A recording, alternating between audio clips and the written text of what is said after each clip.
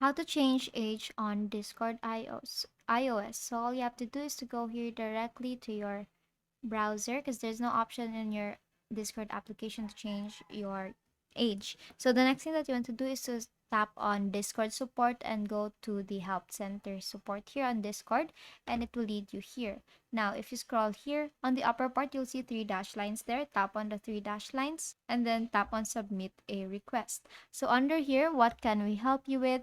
Go to appeals and age update request. Now here all you have to do is tap on your email address, and then are you on the right place? So tap on yes. So what can we help you? Update my age information and then put your phone number. It's actually optional. And of course your birth date that you want to change with. So here, please confirm that you have attached required materials, and then of course tap on subject here, change of age, and then describe it here. And basically you just have to wait for the tap on submit and wait for the Discord community to actually get back to you and fix your problem and change your age on Discord. And basically that's it. That's how you change age on Discord iOS. And that is all for today. If this video helped you, please give some thumbs up and subscribe to the YouTube channel for more tutorials. Thank you for watching.